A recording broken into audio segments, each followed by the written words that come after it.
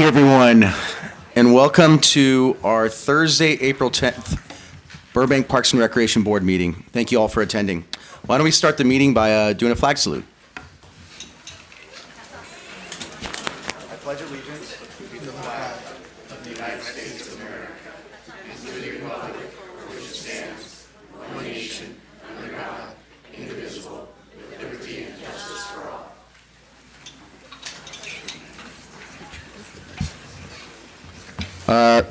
Mr. Chad Thompson for roll call. Good evening, Chair Ara Masurlian.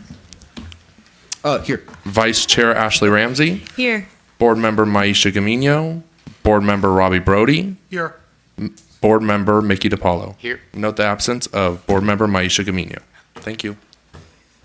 Thank you. Next, I'd like to invite up Mr. Gianni Razzavi for our announcements.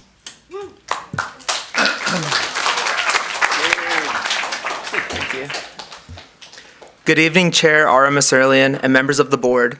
Thank you to everyone joining us this evening. My name is Gianni Razzavi, Senior Recreation Leader in the Parks and Recreation Department. Tonight, I have the pleasure of sharing the department's program announcements and updates. Please begin the slideshow. I Spy Burbank. The Centennial Celebration continues this April with the new Agents of Discovery mission. Embark on an augmented reality experience at Stow Canyon Nature Center while discovering fun facts and hidden gems. Get ready to explore, play, and celebrate Burbank's 100th year in a whole new way. For details, visit your local rec center or visit burbankca.gov/parks100. Centennial merch. Our limited time Centennial merchandise is still available for purchase. You can own items featuring our special Parks and Recreation Centennial logo. T-shirts, hats, sweatshirts, water bottles, and more are available for pre-order or may be purchased at select events. Please visit burbankca.gov/parks100 to view all items available for purchase. Stow Canyon Nature Center. Nature's calling. Bring your little explorers to Stow Canyon Nature Center for exciting activities designed for young nature lovers. Join us for a nature journaling class on April 16th, Story Owl Hour on April 24th, and the Wild Creatures Walk Hike on April 27th. Don't miss out on these fun and educational experiences. To learn more and register, please visit burbankparks.com. Moonlight Hike. Join us for a moonlight hike on April 11th. Enjoy a unique evening workout while basking in the full moon's glow. Hike times vary depending on sunset. Visit burbankparks.com for details and to register. Don't miss your chance to experience nature in a whole new light. Spring Egg Extravaganza. Hop on over to the 2025 Spring Egg Extravaganza. Join us at McCambridge Park on Saturday, April 12th from 9 a.m. to 12 p.m. for a day filled with egg hunts, games, prizes, and a special visit from the bunny. Register now at burbankparks.com. Earth Day. Celebrate Earth Day at Burbank's Pedal Party in the park on Saturday, April 26th from 10 a.m. to 2 p.m. at Ralph Foy Park. Join the City of Burbank, Parks and Recreation, Public Work Recycle Center, Burbank Water and Power, Burbank Eco Council, and the Sustainable Burbank Commission for a free day of tree plantings, live music, food trucks, eco activities, and family fun like roller skating, a bike course, crafts, and puppet shows. Learn more at burbankca.gov/Earth Day. Goat Yoga. Goat Yoga's back. Join us for a one-of-a-kind experience. Take a hike to the view while fun-loving goats interact with each and every participant. Enjoy a yoga session overseeing the city taught by a certified yoga instructor. Registration is now open, so please visit burbankparks.com. Austin Cook Award. The Burbank Youth Board is now accepting nominations for the 2025 Austin Cook Award for Outstanding Youth. If you know a young person making a positive impact in our community, nominate them today to be recognized at an upcoming Burbank City Council meeting. Nomination forms are available at burbankca.gov/youth board. The nomination deadline is on Friday, April 25th, 2025. Animal Shelter Rebate Program. Did you know that the Burbank Animal Shelter offers a spay-neuter rebate program? Burbank residents can get $100 for dogs and $50 for cats spayed or neutered within 60 days of applying. Limit 2 pets per household while funds last. Proof of residency is required. Pick up an application at the animal shelter, 1150 North Victory Place, or apply online at burbankanimalshelter.org. Follow us. Stay in the loop with the latest park and rec updates by connecting with us on Facebook and Instagram. Thank you. This concludes the department announcements. Thank you, Gianni. All right, I'm guessing you're all here for the Park Patrol program update? So, just kidding. So we have a couple of awesome presentations. So the first one, we are going to recognize the volunteers of the Burbank Animal Shelter. And with that, I'd like to invite Ms. Lizette Rojo.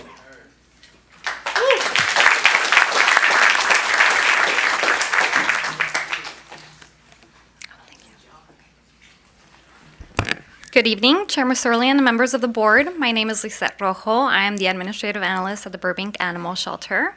And I'm here today to tell you more about the volunteers of the Burbank Animal Shelter in recognition of all the amazing things they do for the animals in our community.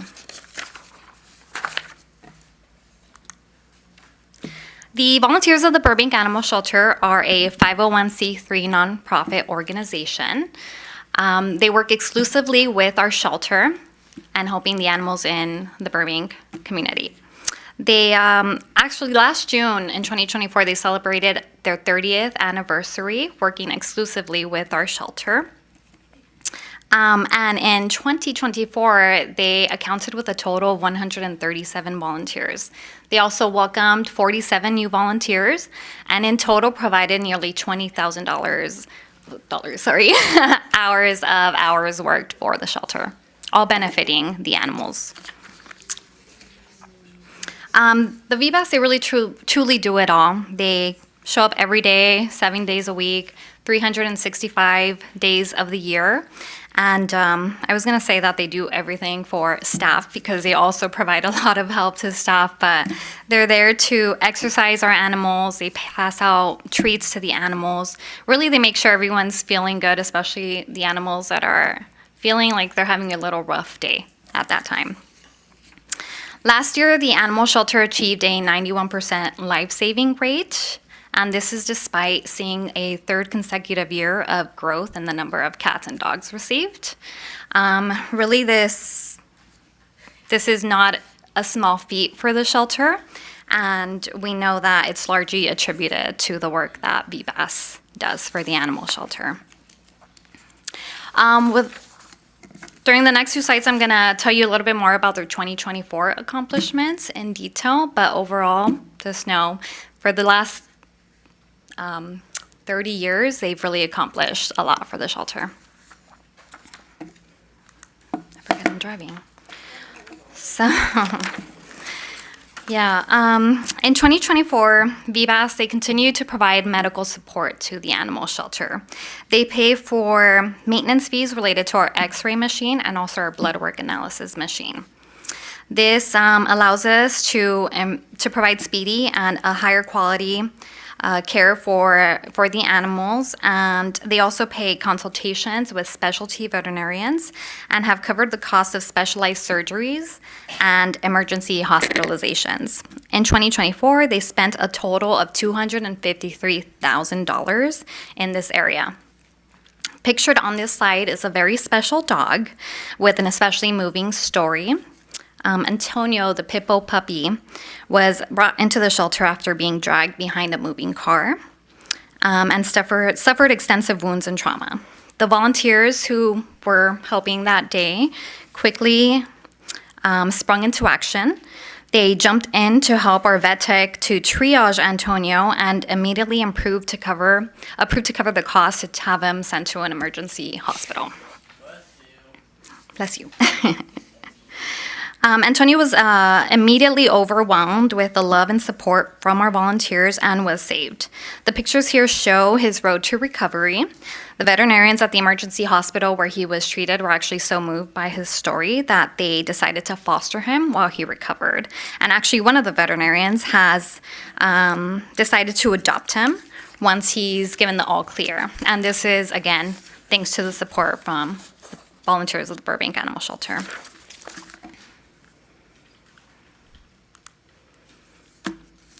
Animal foster support. The volunteers at Burbank Animal Shelter have been fostering animals for the shelter since 2001. Last year, 425 kittens were transferred to the kitten foster program. Kittens are both born at the shelter or sometimes brought into the shelter only within a few hours of being born. Bottle feeders must be fed every 2 hours all throughout the night. And at about 2 months old, they're able to be adopted into their forever homes. But boy, are these little creatures expensive. VBAS actually spent $110,000 in support of the kitten foster program alone in 2024. In addition to the kitten foster program, we have the dog foster program, which found foster homes for 27 puppies and 47 dogs in 2024, and had 29 foster failure successes, as 4 puppies and 25 dogs were adopted into their forever homes by their foster parents. So we can't be too mad about that. Other special program support that the VBAS provides for the shelter is our barn cat program. Last year, they gave 17 feral cats a second chance by placing them into homes or businesses where they could be cared for on their own terms. They put 73 sassy kittens through Kitten Charm School, where they learned to be well-mannered and learned to love people. They subsidize adoption fees for a total of 23 animals through both the Pick a Card promotion, which gives adopters a 50% discount for long-term residents, senior pets, and bonded animals, and also through the Senior for Senior program, which gives a 75% subsidy for senior people who want to adopt senior pets. To help ensure that adopted dogs transition seamlessly into their homes, they also paid for Good Pup training scholarships for a total of 40 dogs. This provided 4 free behavior training sessions for each dog.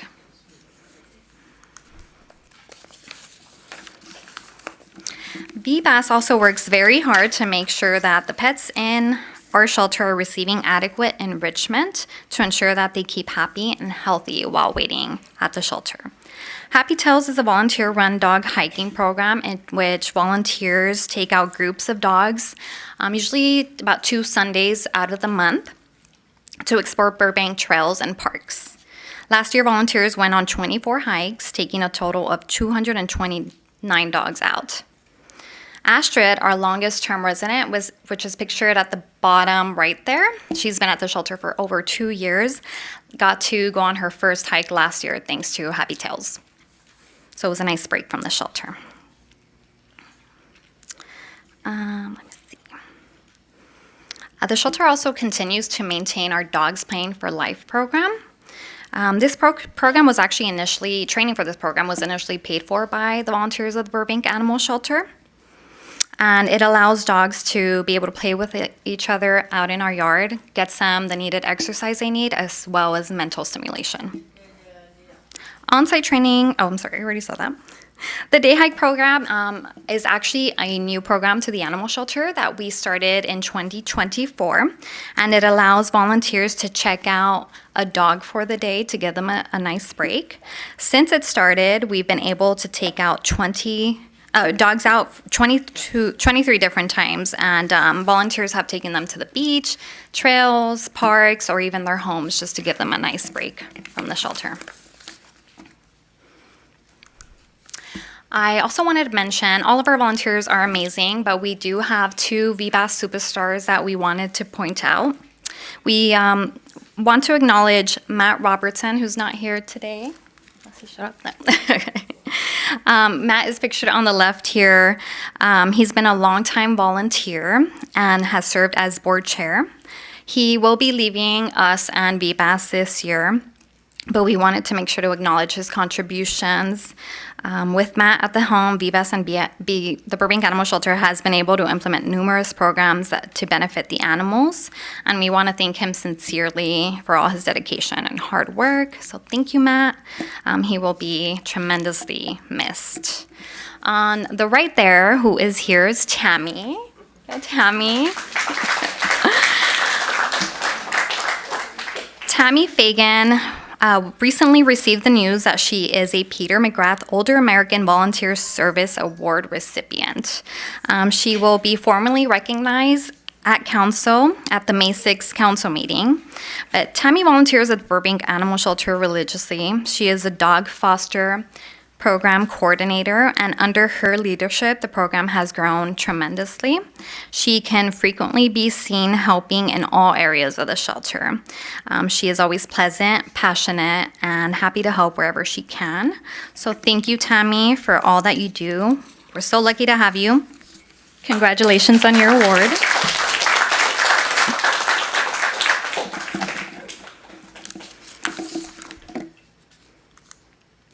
This concludes my presentation. I would like again to just thank the volunteers of the Burbank Animal Shelter and all of the volunteers for their passion, dedication to the animals. On behalf of staff, the community, and the animals, we thank you from the bottom of our hearts. We are fortunate to have your support. And to end, I just want to play a little short slideshow showing some of the pictures of the volunteers at work and at play at our shelter. So I hope this works.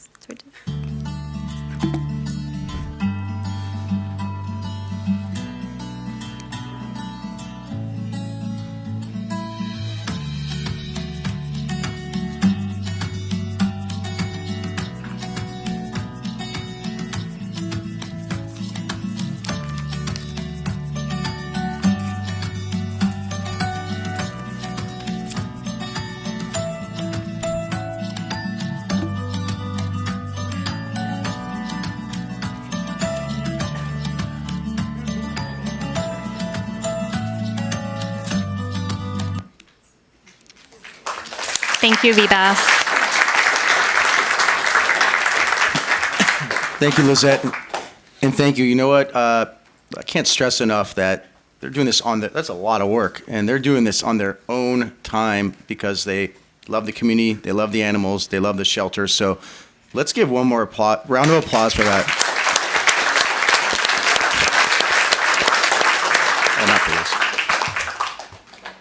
All right. Next. I'm sorry. Oh, let's all come up. Let's take a picture. My apologies.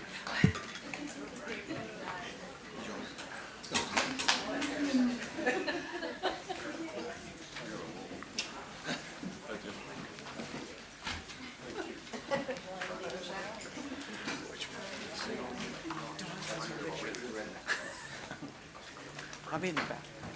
Right here in the middle. Thank you. Chair gets to be in the middle. You guys do all the hard work. You should be here. Oh, come here.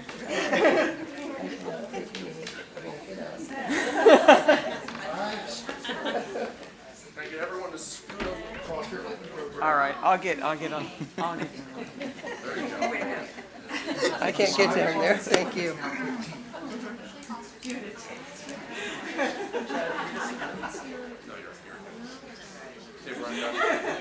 Come on, Brenda.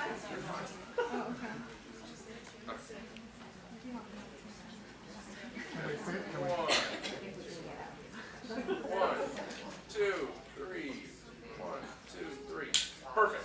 Thank you.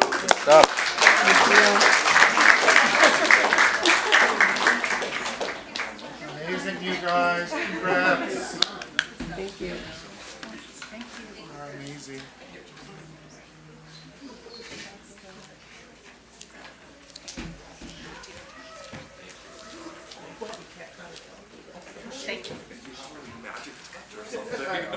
Or I do, one of them.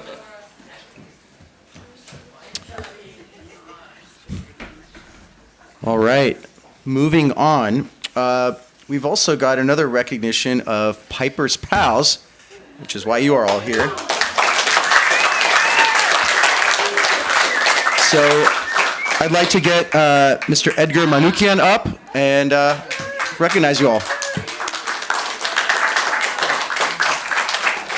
All right, let's see.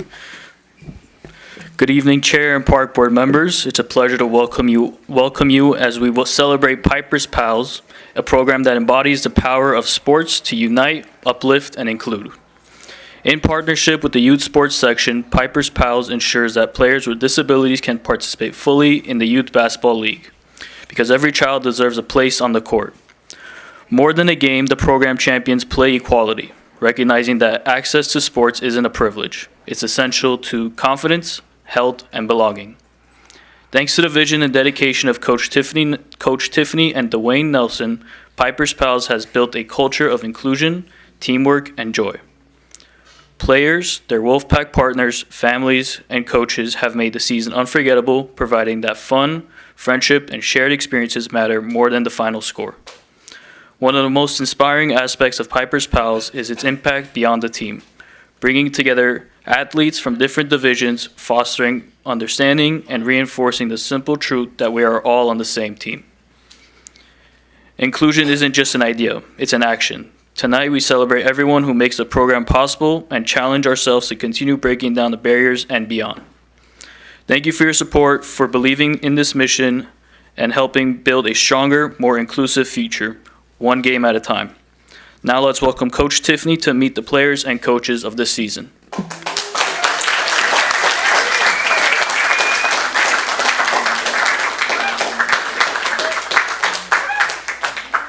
Yeah, that's easier. Thank you. Thanks. So for those of you who do not know our story, back in 2019, we were at a sporting goods store, and we had our daughter Piper with us. Now, Piper is wheelchair bound. She's nonverbal. She has cerebral palsy, epilepsy, ABCDEFG, you name it, she has it. When you are pregnant, you have all of these dreams for your kid. And then when you find out that your kid is not the kid that you prayed for and hoped for, your dreams are shattered. So my husband and I got used to it after a while. We had our breakdowns, and it was hard. I mean, it's hard. And all of you back here that are pal parents, you guys know, you feel it. The brothers, the sisters, you feel it. What happened with us was we were at a sporting goods store, and my kids at the time were 8 and 10, and they saw two little boys who were 12, and they were making fun of Piper. And Piper was sitting in her wheelchair, and we call them Piperisms. She does these little things where she claps and she makes noises, and you'll hear some of our kids will make noises. Some of them will just kind of, it makes them happy, okay? And we just let them do their thing. These kids were, I didn't see it. Things would have went a lot differently. But my 8-year-old saw it. It's the first time that he actually saw somebody making fun of his sister, and he couldn't comprehend it. So we got home that night, and he tried talking to his 10-year-old brother. Then it turned into a meltdown. Then they couldn't figure out why Piper couldn't play baseball, because my husband and I have coached for 35 years. So all of the buddies that we're going to bring up here are kids who have played for us. It was a prerequisite. If you are going to play for us, you are going to learn to not be a jerk. You are going to learn compassion. You are going to learn inclusion. So everybody who is out here has a Wolfpack jersey on, has a Explosion jersey on, has a non-jersey on because they forgot, or came directly from school. But these kids represent schools all over the place. We have Burbank, we have Burroughs, we have Dolores Huerta, we have Luther, we have Chaminade, we have Notre Dame, they're everywhere. Silmar, okay? And they travel every single week, twice a week, just to help out kids with special needs. And I have to say, I want to thank Edgar. He came up with these really cool trophies for us, which were unbelievable with our logo and everything. I want to thank Diego, who has been behind us since day one, Jonathan, who's been behind us since day one, Alex, who gets me fields when nobody else can, and especially handicap accessible fields, because there's a lot of fields in Burbank, okay, but not a lot of fields that you can get a wheelchair to. We started baseball in 2019, and it was a dinner conversation after the meltdown that said, why can't Piper play? And we didn't have an answer. So we went, all right, let's make it happen. And so Barrett and Cannon are the ones who created the team for their sister. Because of that, we have built a village. We have built a group of kids and a group of parents who have literally become family. Okay, we have had medical issues where we have went to certain parents that have helped save kids' lives. We have kids who travel 20, 30, 40 minutes just to come be a buddy. We have kids who every single weekend, even though they live with a kid with special needs, they still come out. And I can't tell you how much that means, because as a parent of a special needs kid, I need a break. I really, really need a break. So when I can go out there and I can just pitch, or I can watch, or I can be on the sidelines and watch you guys be the amazing people that you are, it fills my heart with such joy, because you guys are the ones that get through to all the pals. How many of these pals out here, when we started baseball, wanted nothing to do with baseball? Okay, Silas, who isn't here tonight, used to put a blanket over his head, and Alex had to just carry him around the bases. He just didn't want to be there, and then he would go and sit back in the dugout. Now he hits the ball. Now he runs the bases, okay? But it took him a couple years. Basketball was hard. I'm not going to lie. Whew, basketball was hard. But Owen, who is the only one, we have 4 kids in a wheelchair this year. Owen can dribble. When he started, he couldn't. He would just put the basketball in his lap. Sometimes he'd just throw it at somebody and try to hit him because he thought it was funny, okay?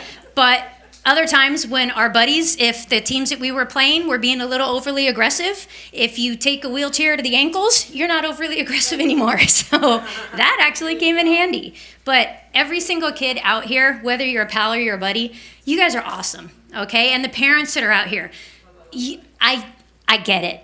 Okay, I've got neurotypical kids. I've got Piper. I get it. Piper was not supposed to live past 10. She's now 23. Okay, so that amount of time, everything that you guys go through, every struggle that you have, every day that you just want to quit, you want to cry, I get it. And all these guys out here, they're here to help you. Okay, so thank you. If I cry, Dwayne will make fun of me for so long, so I'm not going to cry. But thank you. Thank you to every single one of you that showed up tonight. Thank you. I know you guys have homework, and I know that you guys have tests and all that stuff, okay? The parents that came, that brought your kids, I appreciate you guys. And just to spread the word, these wonderful people that have been supporting us through the sports office, a lot of our kids are aging out. A lot of the kids that have played for us started in kindergarten, and now they're going to be seniors next year. So I need new buddies. We need more coaches. We went from 1 baseball team to 2. So we started off with 10 kids, now we have 25. So we have 2 teams every Saturday. We never played basketball before, now we do. Sorry, fencing's not gonna happen. I'm not giving these kids swords. And I'm not thinking that the hiking thing, you know, who's gonna fall off the mountain first, that's probably not gonna happen either. But what we want to do is we wanna start from the bottom and work our way up. We wanna have programs for these kids to where they can join at age 5, and they can go all the way up to age 18 and then roll into an adult program. So that is a goal for Piper's Pals. That is a goal since day 1. And we are gonna actually be able to teach a class. So those of you who are in need of service hours, in need of volunteer hours, in need of scholarship club hours, you guys can get those hours through us, okay? So we are going to teach a class. My buddies are going to come to the class. You guys are going to be with the pals while they run amok. And then all of the other kids that are there to learn are going to watch you guys go, how did he just get that kid to not throw the ball into the light? Okay, and it's you guys that figure it out. It's you guys that do it. This year we were lucky enough to find Coach Tony with basketball, and thank God he's so tall, because we got some short kids who would never have made a basket if we didn't actually put them on his shoulders. Okay, so Tony, can I have you come on up, please, sir?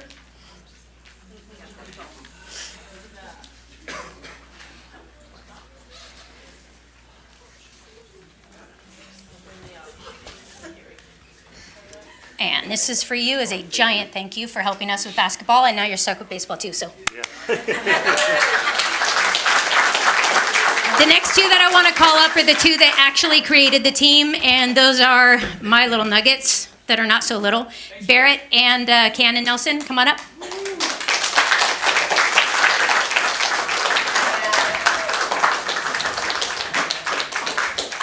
If it wasn't for you 2, none of these kids would be in this room right now.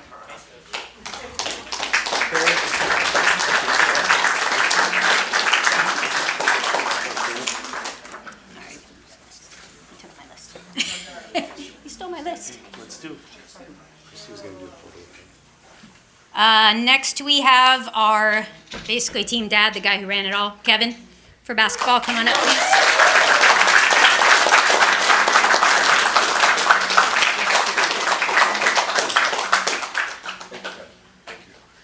And my husband's UPS driver, so he's currently in Brown delivering packages all over Burbank, so he's not here, so whatever. Love you. Teacher Erin, who taught at Burroughs for many years, taught my daughter. She actually volunteers as well with us.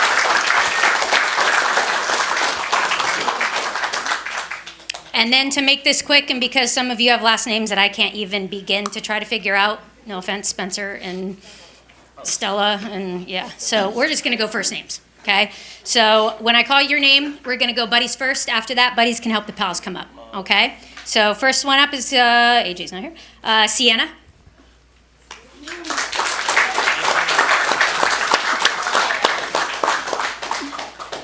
And then Stella.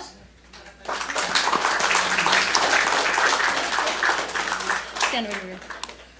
Frankie.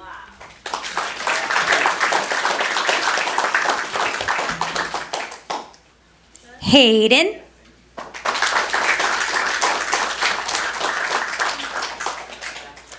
Cassie's not here, Lyric's not here. Leia.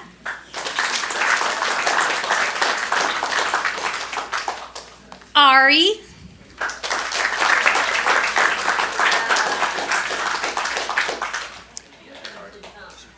Come on, tall one. Jaden.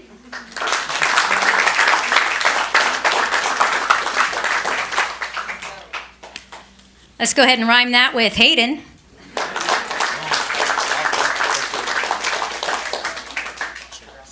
Angelica.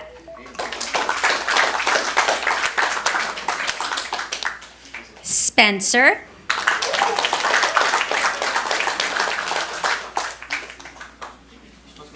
Jackson.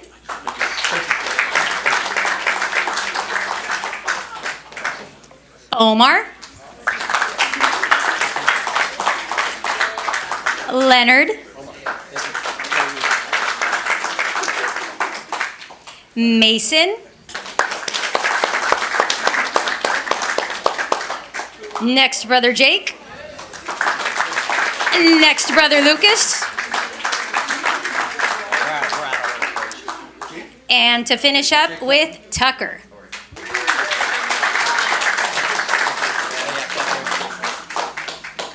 All right, so all these kids that are in front of you right now, these are the ones that spend so much time with our pals. They teach our pals in ways that I could not fathom. They use games like Minecraft, and they will say, if the kids don't want to use the bat, they'll say, hey, this is the sword. So do you want to use a wood sword or do you want to use a diamond sword?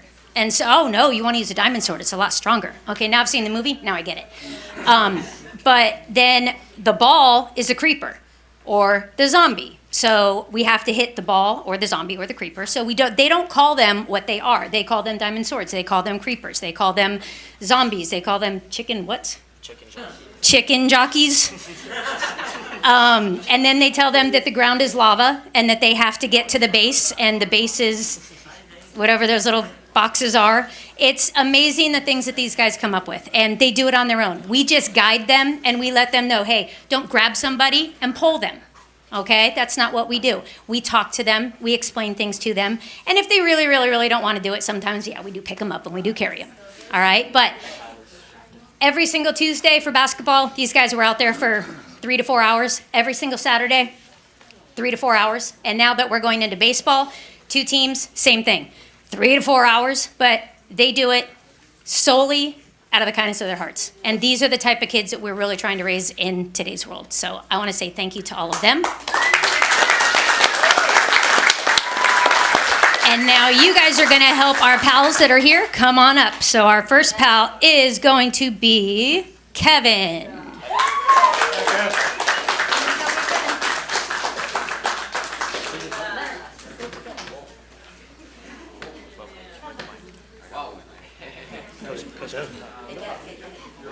Kevin. Yeah.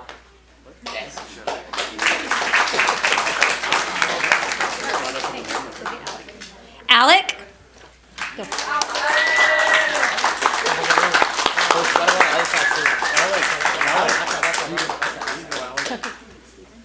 Steven. Stevie.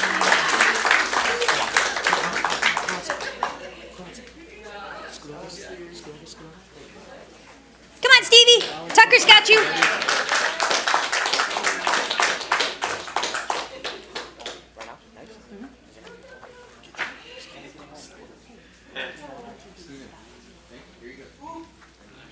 Elijah.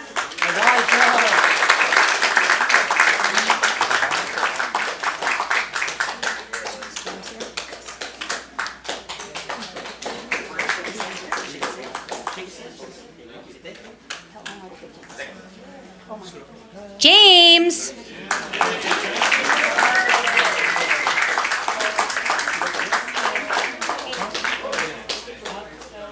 Jordan.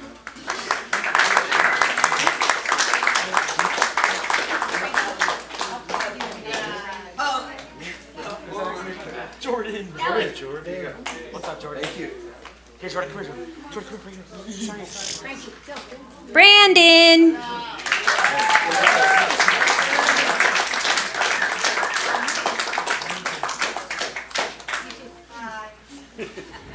This way. Here you go. Yeah. Good job.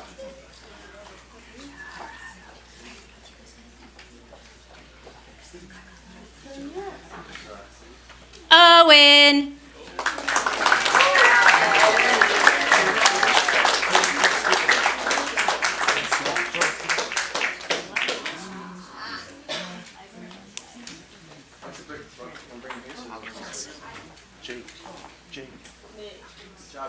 Good job, Owen.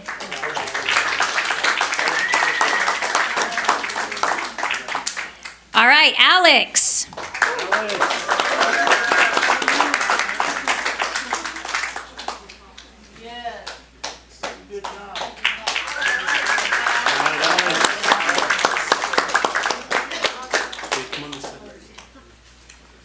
And I think that is everybody. I think we're missing a couple.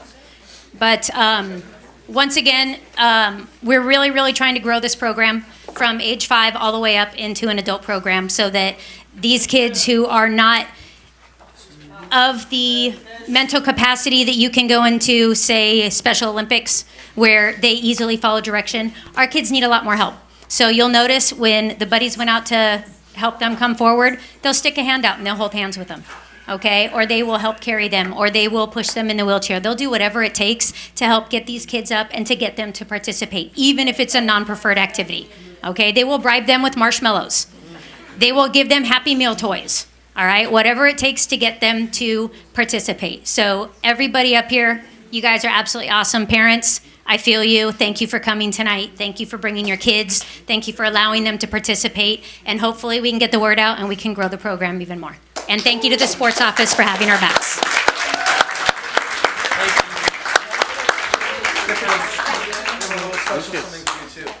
This is for you. Thank you for everything. Can you coach every team? Like the best motivational speaker. I love it. I try. Trust me. I try. All right, everybody get in super tight. Super tight.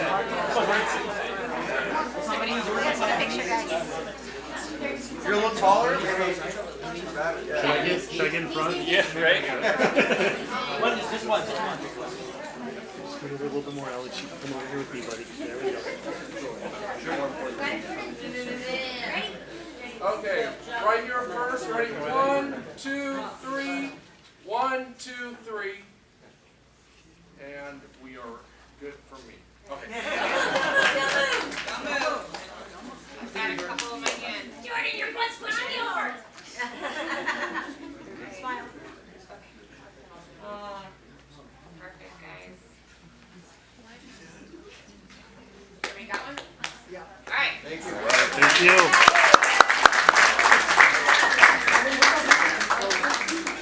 All right, baseball Saturday. I will see you guys there.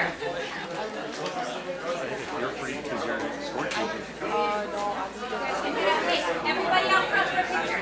Everybody out front for a picture. Hey, can I have a picture? Everybody out front for a picture. I'm just gonna jump in here. Just a reminder, in case anybody wants to show up, they play every Saturday, 10:15 and 11:30. George Isaiah Ball Field, number 2. Thank you.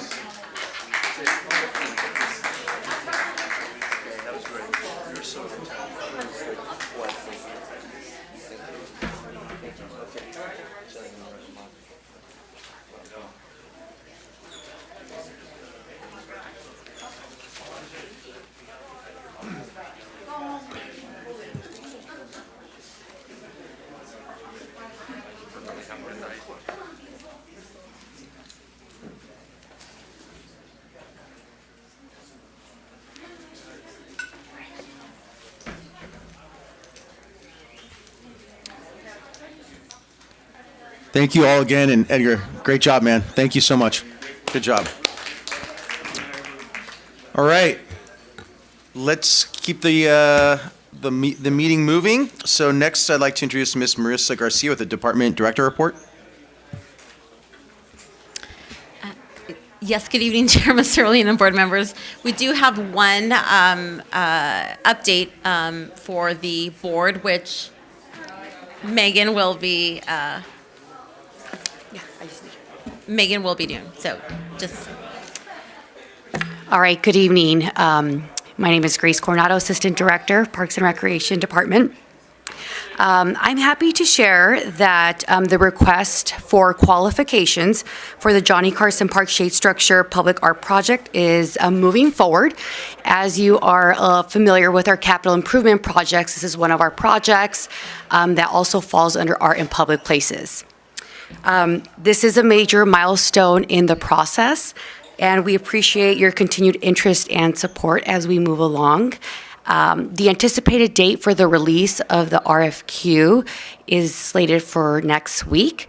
Once that does occur and we have the green light from our partners in finance and the purchasing division particularly, we'll be sending out a press release, we'll send out an email.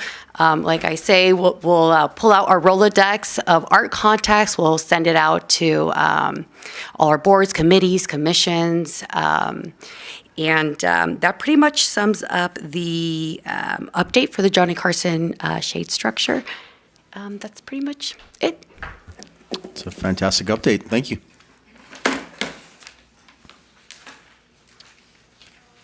Okay, next it's time for public comment.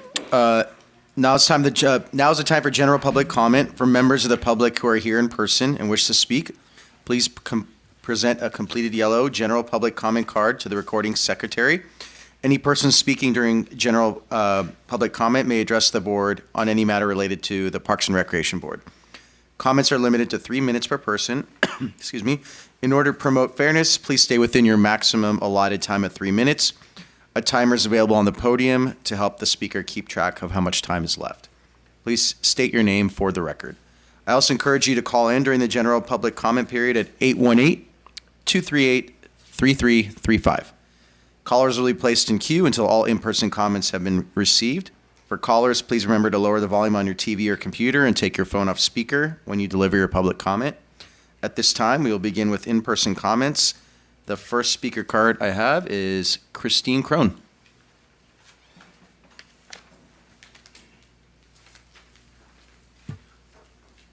Hi, good evening. How are you today? Great. Family Service Agency is thrilled to announce that we are honoring Burbank Department of Parks and Recs for their century-decade dedication to this community. You guys are amazing. I have been in the city of Burbank for over 40 years as a teacher and as a coach, and would love to thank you for everything that you've done for the community. What we're now trying to do is ask you an inspiring day at Johnny Carson Park for our Care Walk. It's on April 26th, right before your Earth Day. But you can come before, and then they can go afterwards too as well. Registration opens at 8:30 we do our presentations to you. At 9 o'clock our walk starts. Then we have a fantastic breakfast sponsored by Command Performance and tables that you can explore. and experience the 72 years of Family Service Agency. Whether you want to sponsor or take a team or walk with a friend, please register at FamilyServiceAgencyofBurbank.org. Your participation directly supports our life-changing and life-saving youth mental health initiatives.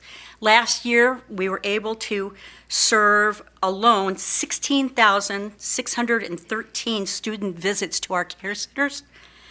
FSA provided 949 units of essential care to over 2,027 youth and teens in our community. Now more than ever, our youth deserve, as much as we possibly can, unwavering support from the community. Please come out and support and inspire by walking with our Care Walk on Saturday, April 26th. And I have some gifts for you guys, some T-shirts. So Wow, very nice. we'd like to thank you very much, and we hope to see you all out there, and I know you have a big day too as well, and thank you very much. Thank you, Christine. Really appreciate you coming out. Thank you. I'm sorry. Seeing we have no other in person, I'd like to see if we have any callers on the phone.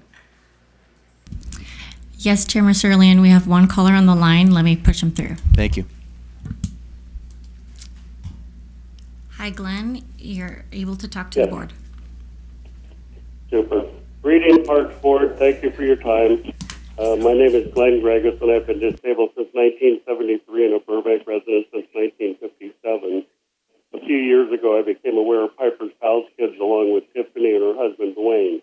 My family donated the funds for the Piper's Kids to participate in this parks program for 3 years. We felt the parents of these awesome kids should not be further burdened with the additional expense charged by Burbank Parks. For the last year or two, a pool of money was discovered on the city's books that was a donation and were reallocated to pay the parks fees for the Piper's Pals Kids, therefore not placing this expense burdens on the parents. The disabled population many times is living on very low incomes. The parents at times are hugely burdened with many extra expenses for these wonderful special kids. I would love to see the Parks Board allocate ongoing funds for Piper's Pal program and also other adaptive sports programs. I think the kids can still use funds for much needed equipment. It is much needed and way overdue. A big shout out to Tiffany and her husband Dwayne, along with all the Piper's Pal kids. It's heartwarming watching these kids play baseball and also their new basketball teams. I think Diego deserves a great thank you also for his support of these kids. I hope the Parks Board gets the chance to go watch these kids play. I really thank you guys all and ladies too, and I hope somehow you can figure out more funds for these kids to participate like the able-bodied population. So thanks a lot. Have a great evening. Thank you for the call, Glenn. I really appreciate it. Seeing we have no other speakers, we will now close the public comment period, and I'd like to open it up to our Park Board members for any response to any of the public comments. Mickey. Thank you, Chairman Serlian. First of all, we had some really wonderful people here tonight that are so committed to the betterment of young people and our city and our dogs and cats. I can't say enough about the volunteers and the staff at the animal shelter. I can speak from firsthand experience when we got our little rescue dog and how gratifying that was and how well we were treated at the animal shelter by the staff there. And having a pet in your life is very, very meaningful. And somebody says, well, you got a rescue animal. Our little dog rescued us, and I'll always say that. We don't know what we'd do without her. And thanks to the animal shelter, like I said, for their caring, and the things that the volunteers do there are just nothing short of amazing. They're enriching the entire city and outside Burbank also. And then getting with the Piper's Pals, every year that they come up and are recognized, they so richly deserve it. And like the gentleman said on the phone, it would really be nice. I'm sure that the city, there's a way that they can help them out to augment their programs. And just the fact that they have so many great volunteers Tony Mastriola and Christy, they longtime coaches in Burbank, and then to step up with their 3 kids and volunteer. It just shows what Burbank's really all about. You know, you read the negative publicity about the young people, but 99% of our kids are great kids, judging by the kids that are here tonight and helping out the ones that are not quite as fortunate. But, you know, God bless each and every one of them. And as far as the Care Walk, I've been very privileged to be a part of that committee for all the 20 years we've had the Care Walk. It's a wonderful event, and the Burbank Family Service Agency does so much. They literally save thousands of lives in our community with their school-based counseling. And as I was in a veterans group there for 9 years, and 9 or 10 of us came together every Wednesday night at 6 p.m., and we all received a lot of positive results from meeting there with the counselor. So I can't say enough good things about FSA. And everybody try to do 2 things in one day. Go out to the Care Walk in the morning, have a good pancake breakfast, and then go over to Earth Day, which is a mile over at Foy Park. And I plan to be at both events. So thank you. Thank you, Reverend. Ashley. Thank you. If we want more information about the Care Walk, do we know where we can get that? I'll talk, yeah.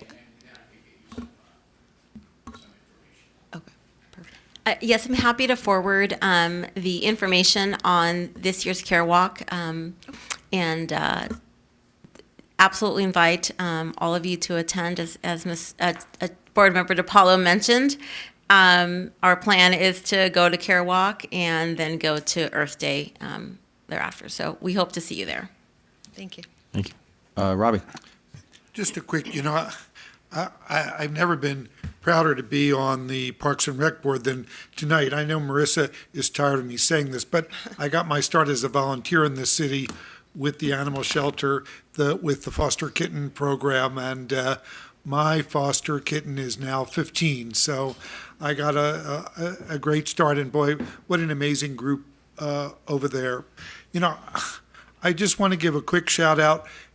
It's so nice Leadership Burbank has picked a Parks and Rec program to support this year, and it's so great to see Mr. De Leon representing Leadership Burbank. He's always here.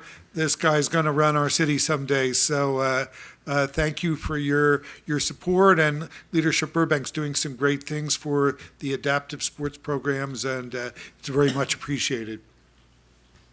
Thanks, Sarah. Thank you. And I'm going to echo what everybody said.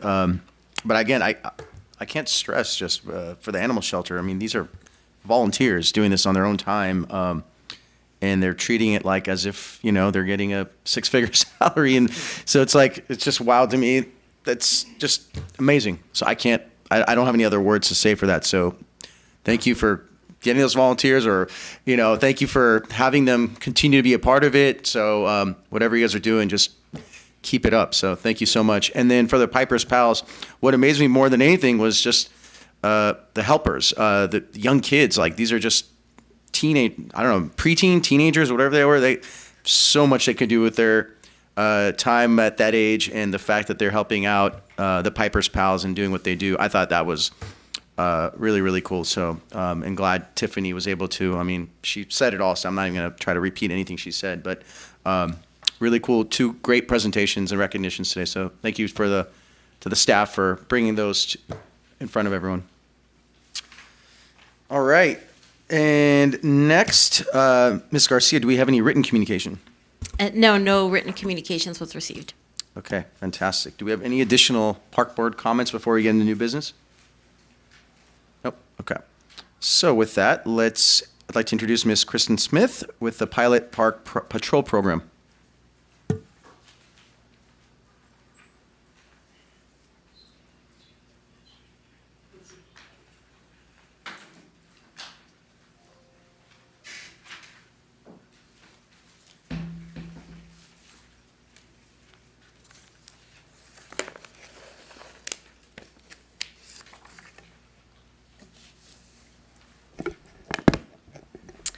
Good evening, Chair Masurlian and members of the Parks and Recreation Board. Tonight, I will be providing you with an update on the progress and outcomes of our pilot Park Patrol program launched by the Parks and Recreation Department and Allied Universal Security Services.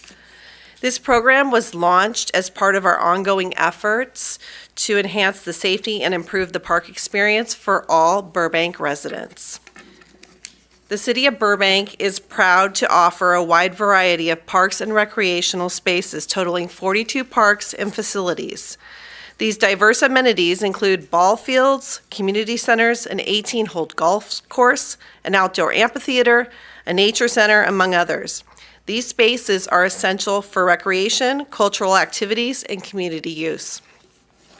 Over the past 3 decades, Burbank has funded various Park Patrol programs incorporating volunteers, park rangers, and police officers to ensure the safety and security of these spaces. However, recent incidents including vandalism, graffiti, and disturbances, as well as challenges such as our homelessness, have raised concerns about safety and our park experience. The Burbank Police Department continues to provide daily park patrols and responds to calls for service. On October 29th, 2024, the City Council approved a pilot program with Allied Universal Security Services to provide security ambassadors to enhance park safety. The program began on November 1st, 2024, and will run through June 30th, 2025, at the cost of $163,000 funded by carryover funds from the fiscal year 2023-2024 budget process that were designated for security enhancements and ambassador services. The goal is to create a safer environment and improve the overall experience for all park visitors. The pilot program employs a team of 3 security ambassadors, including a roving supervisor, who are on duty 7 days a week, providing continuous coverage even during peak hours and holidays. These ambassadors patrol parks using marked vehicles equipped with a light bar and conduct on-foot patrols to monitor park conditions, enforce rules, and respond to incidents. The program utilizes the Helios app to create tasks, track progress, and share information with relevant departments such as Public Works, Community Development Department, and the Burbank Police Department. They also use the 311 Our Burbank app for efficient reporting of graffiti and assisting with homeless individuals, allowing for a quicker response time and better coordination. The ambassador duties. Their work includes inspecting parks for graffiti, checking lighting, addressing maintenance issues, enforcing park rules, assisting staff when patrons won't follow the facility code of conduct, and closing park gates in the evenings. Since the program's launch, the security ambassadors have made a significant impact on improving safety, including addressing 233 graffiti incidents, 117 homelessness-related incidents, and 66 pet violations, among others. You can see on this graph, it shows the different sort of incidents and the numbers. They have been particularly effective in collaborating with the city's homeless outreach team to connect individuals experiencing homelessness with appropriate services. The security ambassadors have helped resolve many issues without needing additional support from the Burbank Police Department, though the department is always on standby if needed. The program has been successful not only in addressing enforcement matters, but also creating positive interactions with our park visitors. The security ambassadors assist with directions, answer questions about park amenities, and provide guidance on obtaining permits. Their presence fosters a safer, more welcoming atmosphere, contributing to a better experience in the community. In February of 2025, the department purchased 4 portable surveillance units to enhance park security.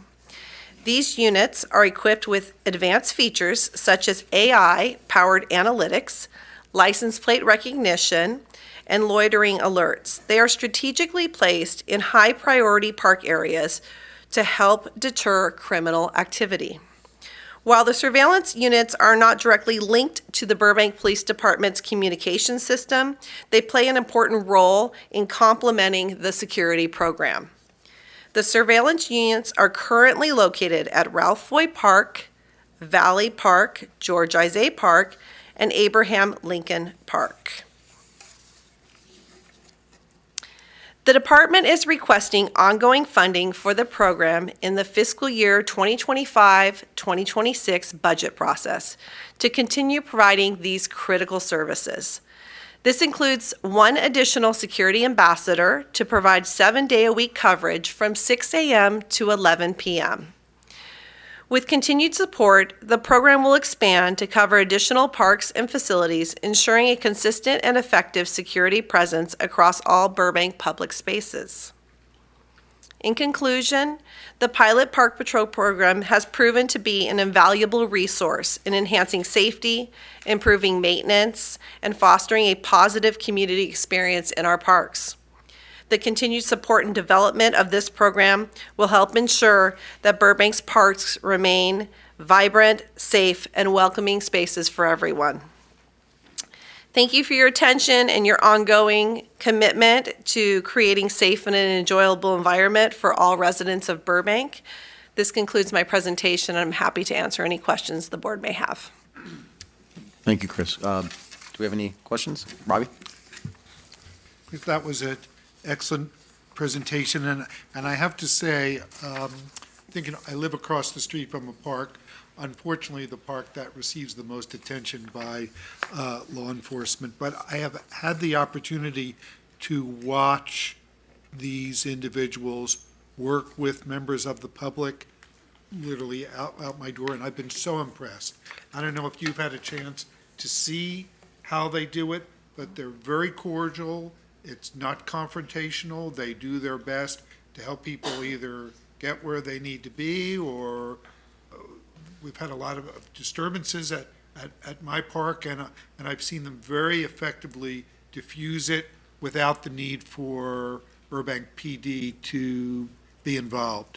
My question is, how does someone, if you observe something, how do you reach out to them besides the 311 app? Do you call 911 and Burbank PD refers to our vendor?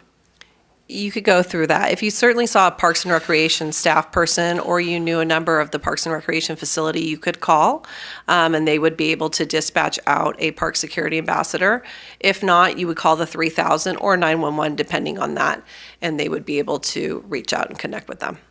Well, again, I have to say, I've seen half a dozen interactions since we launched the program, and I've been very, very impressed with the way they have handled members of the public who, for whatever reason, require some assistance. And my park looks a lot cleaner these days, I must say. Less litter for staff to pick up, less cars in the parking lot, say, overnight. So I have firsthand knowledge. I'm very impressed. So congrats. Thank you. Thanks for sharing that. I will add, we get daily reports that go to the managers and the supervisors. Supervisors will receive a report for their particular park, but the management receives a daily activity log of everything that's happening. So by the time we come in the morning, or if you're checking your emails at night, you know exactly what's happening, kind of that real time. And I would agree. I think that them being out there, 3 of them, sometimes 2 a day, sometimes 3 a day. We are really staying on top of maintenance issues, graffiti, which is all going to turn around to a quicker turnaround in our parks, which is great. I'm glad you see it. And one quick question, do they, so if there's 2 of them on duty, do they just spend an hour at one park and they have a rotation, or are they spending a few hours at a park? How much time are they spending so they can visibly see if there's instances happening, loitering, homeless, whatever it is? So they have a daily workflow that's on their device that shows them the route that they need to go around to each park. And so they're checking in at key locations, taking photos, documenting, just staying on task going around. And then in addition, if anyone needs their, call for service, they would call the hotline number for internal staff, and they would be dispatched out to that location. So they're going by all those different parks. Plus, they're checking on all of our permits. If we have a permit that is in the system, they've added that in to checking with the picnics, the ball fields. We're adding tennis, so they'll be checking in on tennis. Got it. And do they also do, if, like you guys know, there's a big rental for a birthday party at a park, or if there's a big thing, are they alerted, and then do they kind of go there and make sure, everything's okay? Kind of thing? Absolutely. So they're receiving our permits on a weekly basis. They're aware of it. A lot of times, staff will ask for them to go through and prior to a large special event, make sure that the area is clear and ready, for the event. If it was a no parking, if we had no parking signs up and we wanted to make sure no vehicles were there, they're in at 6 a.m. They're able to go through and check. So it really has helped staff have additional eyes and ears out there for our events. Yeah. Fantastic. Thank you so much. You're welcome. What else? Cool. Thank you. Thank you. All right, our next order of business is the Aleppo Pine Removal and Replacement Project Update. I'd like to bring up Ms. Marissa Garcia. Good evening, Chair, Mr. Early, and board members. If it's okay with you, I will do my update from here. As I was introduced, I will be providing the board an update on the Aleppo Pine Tree Removal and Replacement Project. As the board is very well aware, Parks and Recreation is responsible for the Urban Forest Program, which focuses on tree diversity, maintenance, strategic planting, based on many factors, including growth rate, disease resistance, and drought tolerance. And these trees are trees in our parks, as well as parkway trees. So the trees that you see in front of homes. So we have the sidewalk, and it's that little strip between the sidewalk and the street. When possible, the city implements some measures, right, including inspections and pruning and strategic removals when necessary. The last thing we want to do is remove a tree, but sometimes we'll do everything we can, whether it's treating them if there's some sort of a disease. We do everything we can to try to save the tree and make sure the tree's not been removed, but there are occasions when trees have to be removed. I will mention that we're very proud as a department and also as a city that we have been recognized as a Tree City USA by the Arbor Day Foundation for 47 plus years. I think we're on our 48th year. We are the second, we're tied with the city of Sacramento as being the longest city that's held this title for the longest period of time. I did fail to mention previously, we have approximately 33,000 trees in the city, and we're currently undergoing an urban forest master plan, so we will get a much more accurate number later this year. But approximately 33,000 trees, 5,000 in our parks, and 28,000 in our parkways. In recent years, the city has been experiencing failure of Aleppo pine trees. It's been going on for a number of years, and these failures typically occur during severe weather conditions.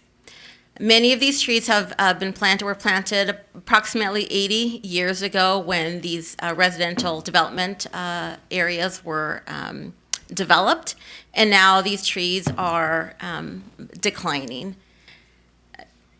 Also of concern, and part of the reason why these trees, we have seen some failures of these trees is their location.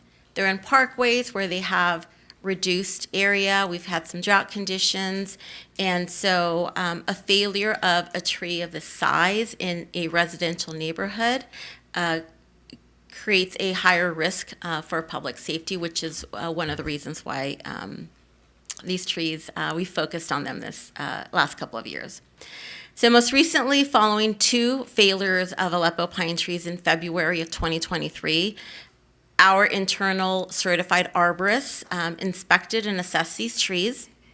And in May, they completed their evaluation and determined that 121 Aleppo pine trees and 1 Italian stone pine throughout the city needed to be removed due to the risk of failure. Again, these are trees all located in residential areas. To ensure a comprehensive review of our internal assessments, the city did hire 2 separate certified arborists who did a separate assessment and came to the same conclusion. The first report that we received, that is an attachment to the staff report, grouped the trees in various categories as urgent. There were 3 trees that needed to be removed immediately due to their higher risk of failure. Then we had 3 separate tiers in which these trees were grouped into.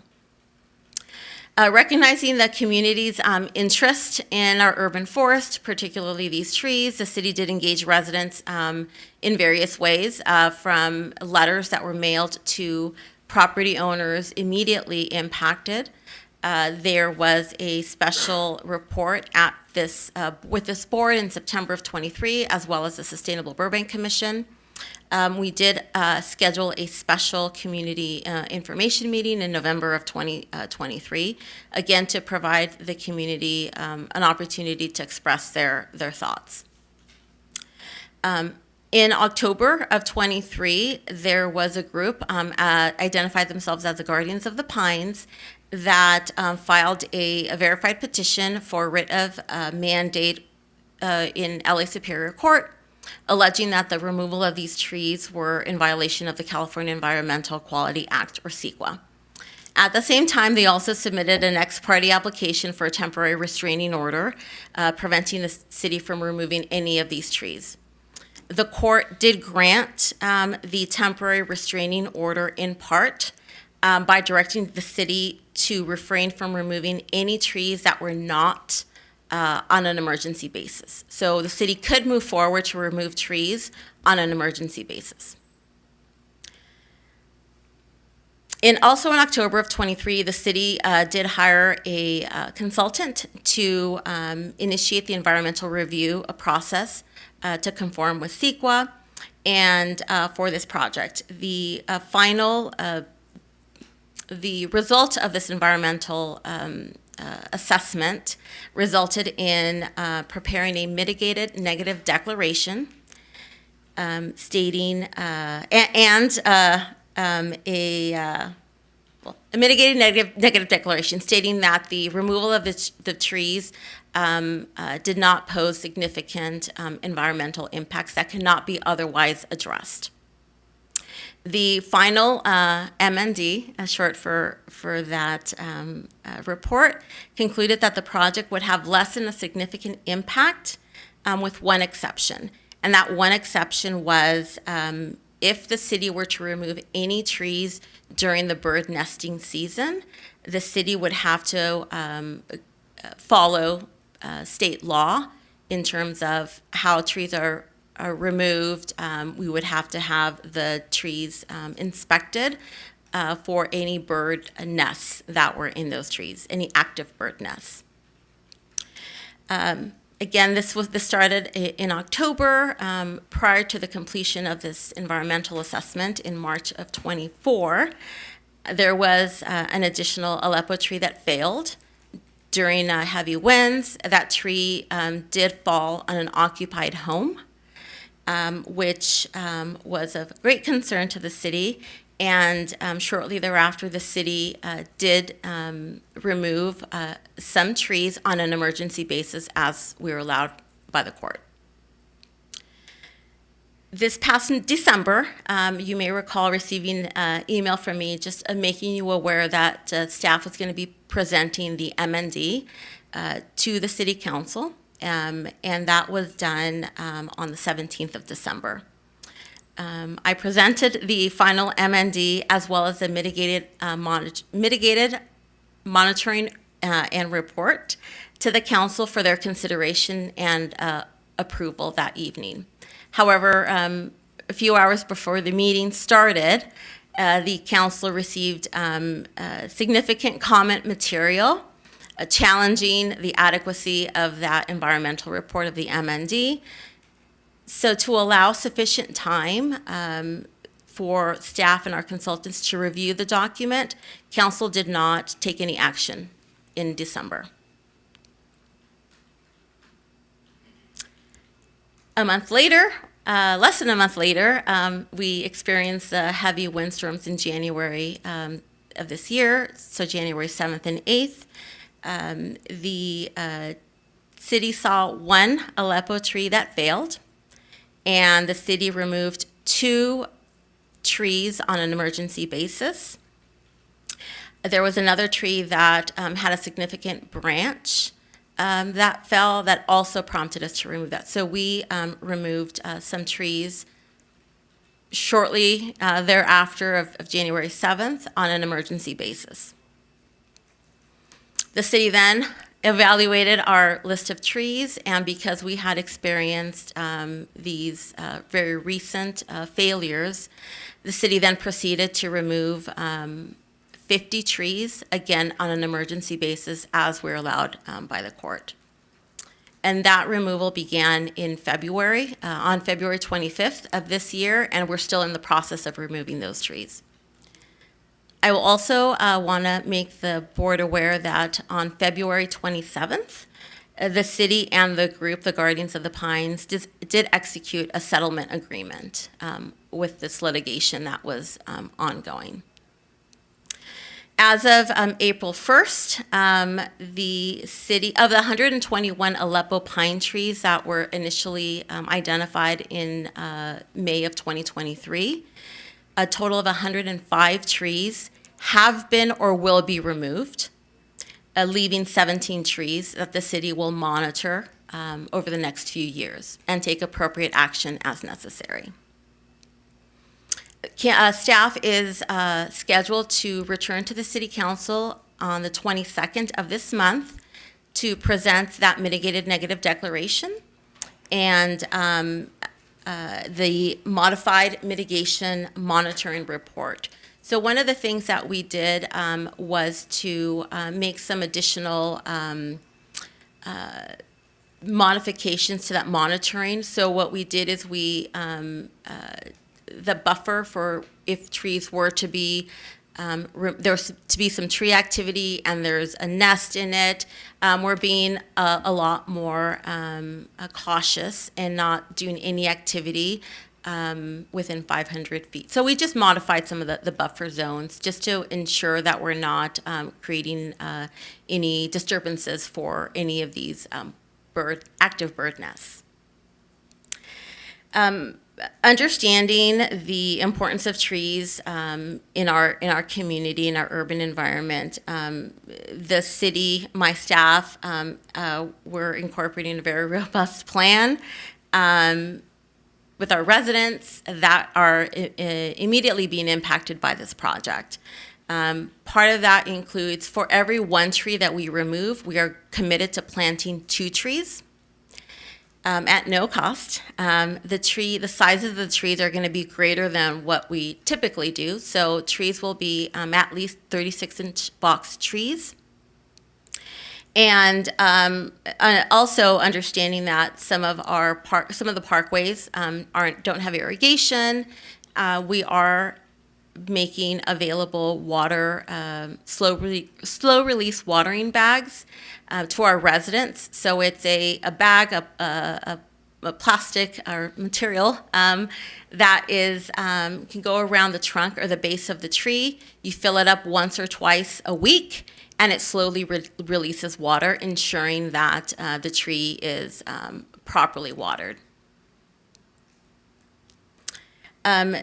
One of the additional things that we included in that modified reporting for these trees is that for the first year that the trees are planted, the city will be monitoring these trees.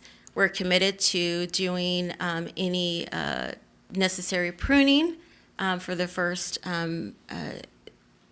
few years.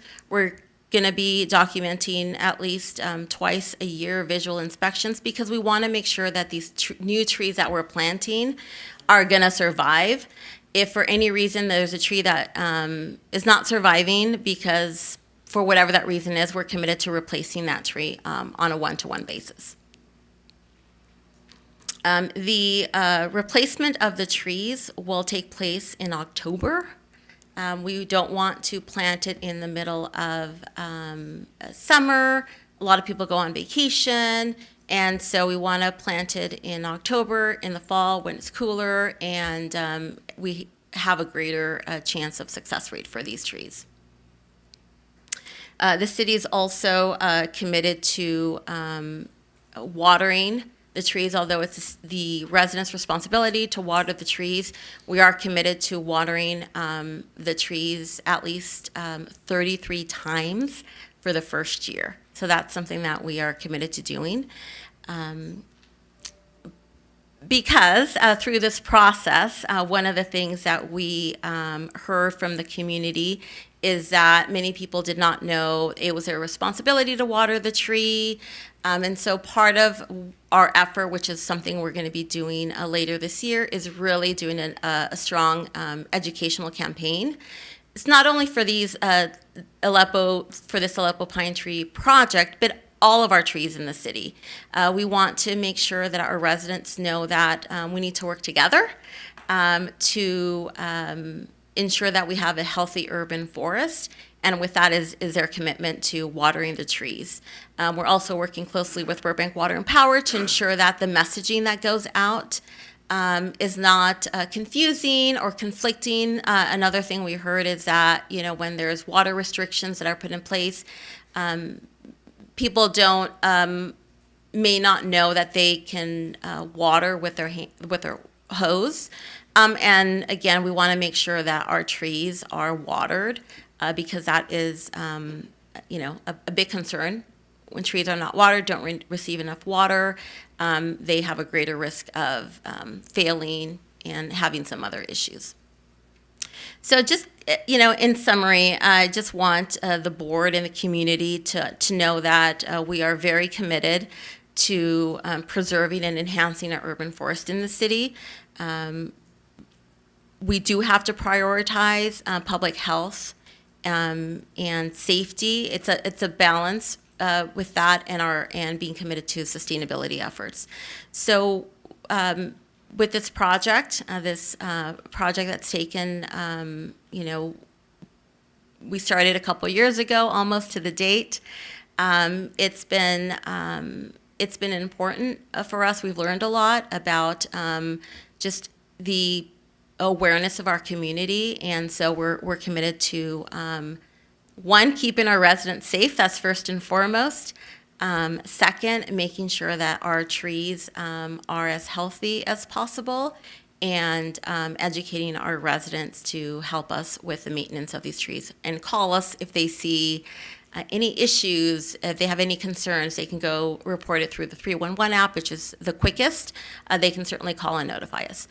So with that, I'm happy to answer any questions. I'm not going to take a lot of time, but I was at the December 17th M&D meeting. As you know, Marissa, I was new to Parks and Rec, but I had read up, and I want, for those board members who may not remember, there was quite a large number of residents speaking because they love the tree. We all do. They love the trees, and that was part of the neighborhood, and that was part of why they bought their homes. And I must say that many, many speakers made this very personal against the Parks and Rec chair. It was very inappropriate, and I must say that Marissa never lost her cool. She was alone. There was no one from BWP. She shouldered probably 50 comments about those trees, and when I spoke, doing nothing more than really echoing what she said, we were just about one thing, which is safety. The trees that were identified were not safe. The trees that were identified were in danger of falling either on a person, on a vehicle, on a home, and they have. So I love trees too, and before that meeting, I drove up and down those streets to see, and I get what people were talking about. You know, they form a canopy on the street and they're really something, but for whatever reason, these trees were in disrepair. And I suppose, Marissa, I didn't know the end of the story. I guess I'm happy to hear there was a settlement reached because really, you know, to anybody listening and board members, I'm not sure if it comes through in these documents, but it was just about keeping the city and our residents safe. Nobody wanted to remove even one branch of one tree that was a healthy tree. So, you know, I don't know what to say. I feel good about being on the Parks, and that was my first exposure to speaking for Parks and Rec. And Marissa, I think you know, if no one has said this to you before, I know I have, you really did an admirable job representing this department for even those residents that had concerns about the trees. So I guess the resolution is a good one. Is that the long and short of it, that everyone is on board with us being very careful and selective about what trees need to be taken care of? Yes, and thank you so much for for being there that night and for the kind words. While it was a tough journey, I would say, the end result is exactly what was outlined in the plan. From that September report from our outside arborist was to incrementally remove the trees based on other risk of failure. The trees that failed, well, it was really difficult for me and my staff and just the city as a whole to see some of these trees fail on homes and cars. They failed in order, if that makes sense, right? The first grouping, right, we removed those 3 that were urgent. The next higher risk category, that's when we had the tree fail in March. The next grouping that was up for removal, that's the tree that failed in January. So at the end of the day, we got to this point. Again, it would have been about the same time frame. Unfortunately, it's just, there was some collateral damage along the way. Thank you. Do you have a comment? Oh, I was just going to say thank you. This was very thorough. And I really do appreciate just the outreach and the fact that you're talking about, like, just helping community members learn, helping residents learn their responsibility. So that was good to see in this. So thank you for the thorough report. As a park board, we typically deal with mostly rah-rah stories. This was probably the one in my 4 years that was actually a pretty sensitive and kind of rambunctious topic. For the record, I wholeheartedly agree with the direction the city was going. Obviously, I feel, bad for residents that are getting trees removed, but I can assure the public that the staff has zero ulterior motives other than just making sure that there's great programming in the city, not with the trees, that, we have beautiful trees, and if they're in danger, and the fact that you guys got the second and third opinion speaks that, okay, like, let's make sure that this is actually really accurate. One question I do have, and I'm by no means an arborist or a tree expert by any stretch of the imagination, but playing a little bit of devil's advocate, just to do that, because just in case anybody's listening.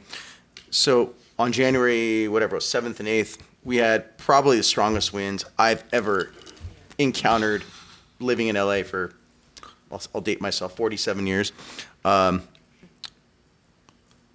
You would anticipate that those 121 trees that were identified, if they were in danger, would probably give in a 60, 70 mile an hour wind, but you said only 3 or 4 gave. So I guess my question is, again, going back to, I don't know anything about trees when it comes to that. Is it because they survived that? Does that mean they really weren't as much in danger? I'm sure there's much more that goes into it. I just wanted to just ask that question to find out, like, I'm sure maybe it took them out of their roots even more or whatever, but just curious about that. No, that's actually a really good question. In the report, we wanted to keep it as concise. One of the things that we did early on was to remove, so after the arborist identified these trees and grouped them, one of the things that we did was to remove some of the weight of the trees. So we had done some maintenance pruning of these trees. Again, because we were being as doing whatever we could, right, to minimize the risk of failure. And yes, the winds that we had in January, you know, and Mike can come up at any time if he wants to, if I'm not answering this correctly. But, you know, these assessments are based on multiple factors. It's not to say that every single tree is going to fail. It's the likelihood based on various conditions. So while, yes, you know, one might think, well, there's only one tree, and how come, if they're that dangerous, how come many more? You know, it's not like we can predict with preciseness. But based on all these factors, these are the likelihood of these trees. I can tell you that I went out to one tree in particular, and I again, we inspected these trees, but the sidewalk was lifting, right? And so, while if we don't or did not take action after this January windstorm, there may be some trees where it's very minimal winds, but because they've been, there's been some, you know, I don't want to call it instability, but this January windstorm may have, you know, made them a little bit weaker, if that makes sense. Sure, thank you. Sure. Anything else? All right, I appreciate all the thoroughness and details. I know that was a tough one, but thank you for that. Our final order of new business is a Dick Clark Dog Park update. So, Michael DeCampo. She got me up there. This is a crying shame. Where is it? Nowhere. Terrible.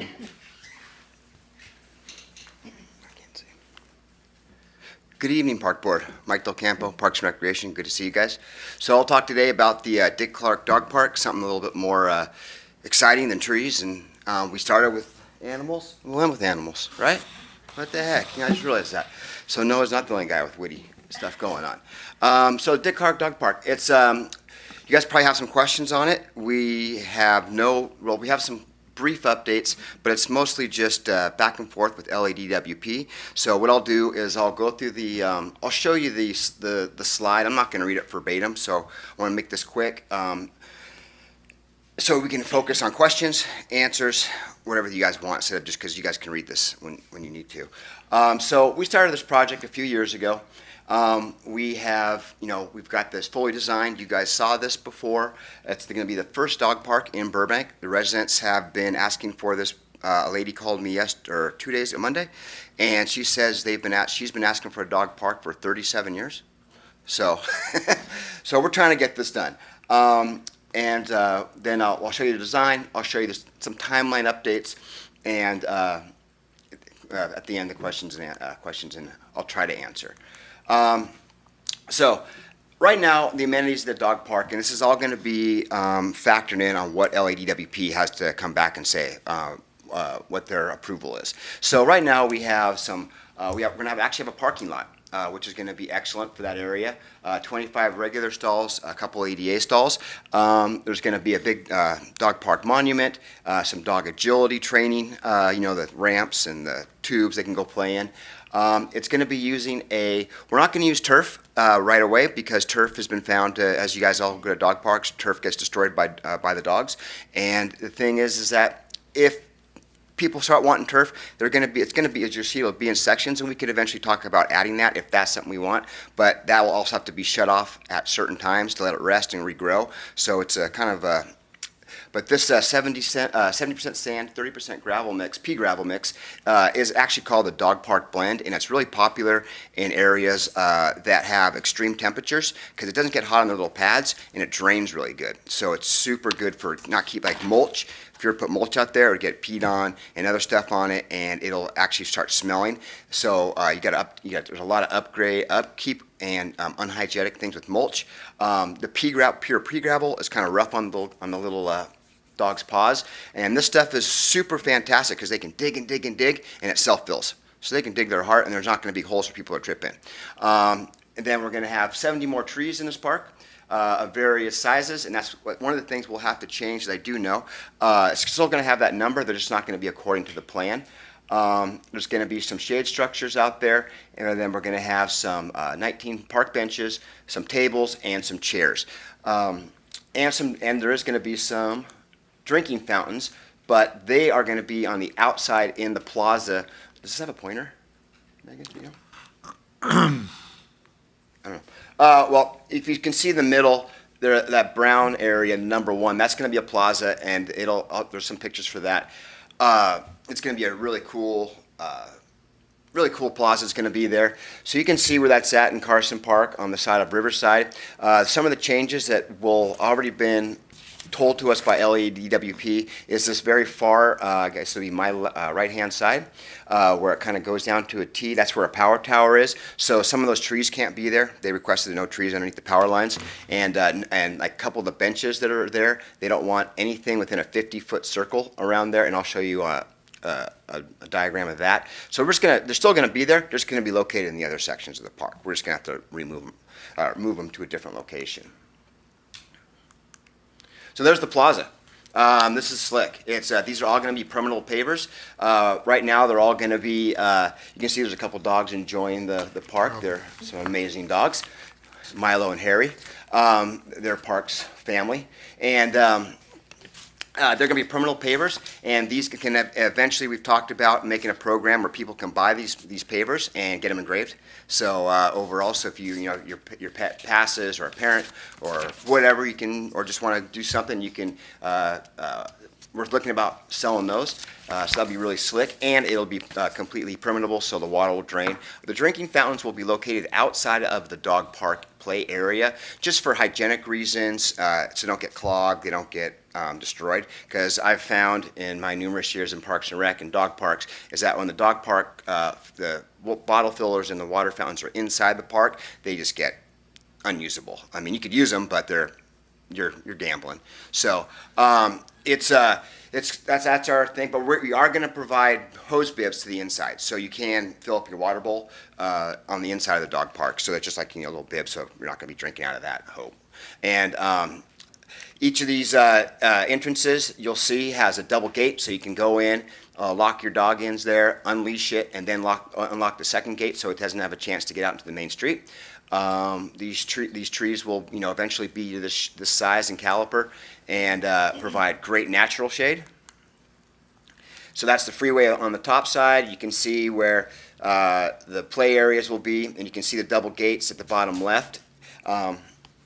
And then there's going to be pathways all throughout, so it's going to be ADA accessible, and some of the amenities in there. So this is the future of how it'll look after we get this done, if it gets approved, and we think it's going to happen. Some more images of a different area. I believe that's the small dog park area. So I'll have numerous planting, natural features like the rocks the dogs can play on, people can sit on. Some of the trees that are there, we'll fence in just to keep the dogs out of the area as much as we can, due to the fact that we don't want them up on the trees. It'll actually help preserve and keep those trees healthy. So some more images of it. It's going to be really, you can see the dog agility in the background. These are just renderings, so it's not going to be exactly like this when we first put it in, but it'll be darn close. Some benches, some people can enjoy.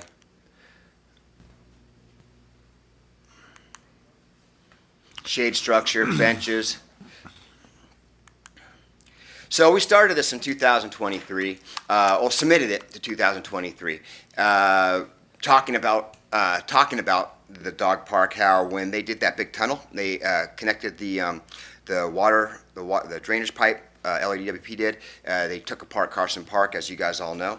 You saw that big dig in that tunnel. So they took out all those trees, and they paid us for those trees. They scraped that area, and now this is why we decided that'd be a great place for it. So in 24, we submitted the plans to LADWP, and I can go through it back and forth for a year or so. Do you want me to read those? No? Okay, thank you. Kept going through back and forth, working, redesigning the plans. So what we got stuck on is if you guys know the area, where that one area again, where it goes down to the point, there's already a drainage ditch there that's already connected it goes across Riverside into the system to take all the wastewater away. It's already there. It's perfectly great and works. Well, we designed it 2 options, which hindsight maybe we shouldn't give them the 2 options. Where we could have gone redug across Riverside, and then what we realized while doing that is that there's tons of infrastructure all underneath Riverside. So we'd have to, and you can't put reclaimed water, sewer drain water above potable water. So we'd have to go under a lot, really deep, 24 something like that feet, and then pump it back up to the other side. It doesn't make sense when there's already one built. LADWP did not like that, so they I'll go back. They were kind of going back and forth for a while about that, and then we finally had a letter provided that explained to them that we're going to encase that hole, all the drainage pipes go in there with this 85,000 pound cement conduit. The trucks can drive over. Their big trucks are going to work on the power lines. It won't crush it. And so just a couple of weeks ago, they said they liked that option, and they're looking at approving it. They didn't approve it. They said they like it. So that's where we're at. I emailed them today asking any update. They didn't get back to me. Let's see. So yeah, we figured out some alternatives. Here's a picture of, you can see that circle to the right. That's that 50-foot area. They don't want any amenities. So those triangles, that's some plantings and stuff. We're going to move. It's still going to be crusher fine, so it's still going to be playable, the mix and all that, and they're fine with that. But we just can't have benches or trees or stuff like that in that area. So it's just going to get shifted a little bit. The blue thing right there is part of the driveway that they don't want a curb. So we removed a curb. So that's it. Because they don't want their trucks to go bump when they go to work on the power towers. This is a hard one to see, but it shows, I wish I had a pointer. It has the 2 drainage ditch options. The one on the left is the one they liked originally, but now they're going with the second one where all the water is going to go down to that peak into the drainage ditch and go across Riverside and feed the system that's already working. And there's some better color. Sorry about that. You can see the 2. The green one is the one we're going for now, and they like it. Or yes, they said they like it, but they haven't approved it. And the orange one was the one they want us to rip up Riverside, dig under it, and get a pump and come back up, which would be astronomically expensive. But I mean, so. Like I said, a lot of back and forth, a lot of division with the LADWP. They're a big organization, and everyone wanted to be. So they looked at stuff, and other people wanted it. So it's been a long time coming. And I used to have darker hair, and now it's gray. But it's coming out. So there it is.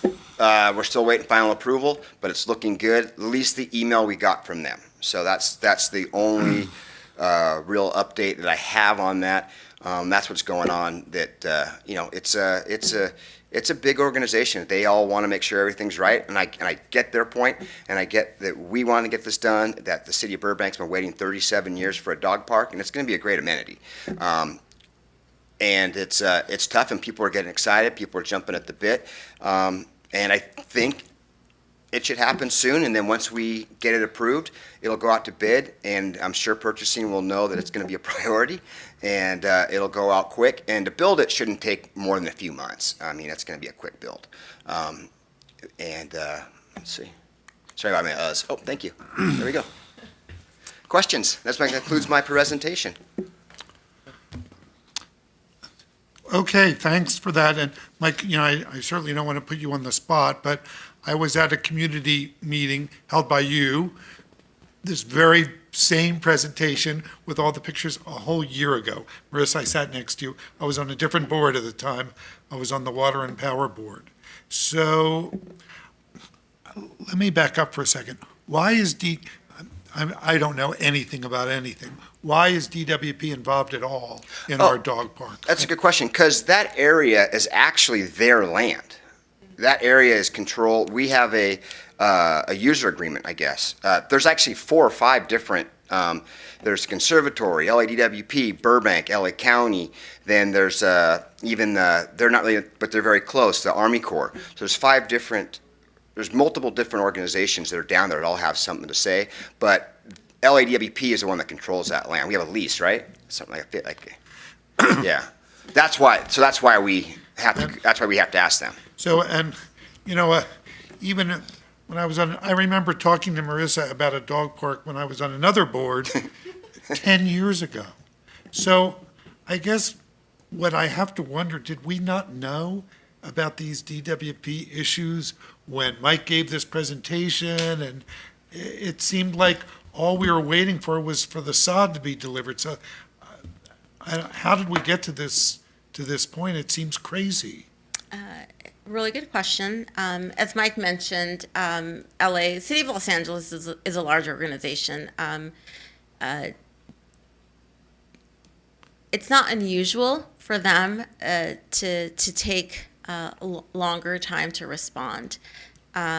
We in Burbank, we're very used to quick responses. You pick up the phone, you email somebody, you're going to get a response, typically within 24 to 48 hours. That's just how we conduct business in the city of Burbank, which is why I think we're very, very special. City of Los Angeles is an extremely large organization. I can share with you that this is not the only time that we've engaged with the City of Los Angeles. You probably don't know, and because I don't think we share this information, but just for example, the community gardens. Those 2 sites are property of the City of Los Angeles, and it took us many months, maybe even a little bit longer than that, Years. just to get the an agreement, right? That basically says City of Burbank would like to use these, and we had. It took a long time, and we had former council members who had relationships and helped us along the way. While a year is a long time, and I think it's been probably it's felt longer, or it's been more frustrating, because this is such an exciting project. It's a project that everybody's been waiting for many years, and so. To wait a year seems very excessive. I can tell you, dealing with Los Angeles, this is not uncommon for them to take up to 12 months to respond on different matters because of the different layers that have to go through for approval, or just the volume of agreements, or the volume of permits that have to be reviewed. I'm not making excuses, because of course we've been putting the pressure and asking, because our community, our residents are asking for it. But did we think it was going to take a year? No. Not for a dog park, not for something very simple. But I hope that answers your question. Well, I guess it's the Parks and Rec is so awesome. Anything that reflects poorly, even in the slightest, is just a drag. Do you have and you know, I personally reached out to Mandeep and I said, come on, I think you were there that volunteer night. You got to talk to your counterpart over there and help us out. This is embarrassing. And she did. So, Yeah. I She think did. one of the reasons why we're here, one, it was basically they came back and said, no, you're going to go with this option, which is digging under Riverside Drive. And so that would have been it. And that I think was like October-ish, as they verbally told us that it was going to be no. And we're like, no, that's not, it's not what we want. It would make the project a lot more costly. So from October to January, we were just trying to get a hold of somebody to just meet. We're just asking for a meeting. Let's just meet so we can, if we explain it to you, maybe over the phone or in person, they might understand it a little bit better. In October, November, I did reach out to Mandeep, who's the general manager of our Burbank Water and Power, to ask for some assistance because we were basically, getting the hand in the face, like, no, we're done with you. So thanks to her, who reached out to her counterpart, they then were willing to talk to us. We had to submit, and very bureaucratic, we had to submit our request in writing. It wasn't like an email. We had to put it in a letter. So there's these different steps and hoops along the way. But as Mike mentioned, the fact that they said, oh, now we get it. Now, yes, it's not an approval, but no, we understand. And so the option that we want to move this project forward, we just have a couple of more reviews, which is now with their geotech group. Once they review it, and I believe they notified us of that on the 2 weeks ago. Yeah, on the 25th of March, is when they said it's not an approval, but yes, we like your option. It just has to go through some reviews.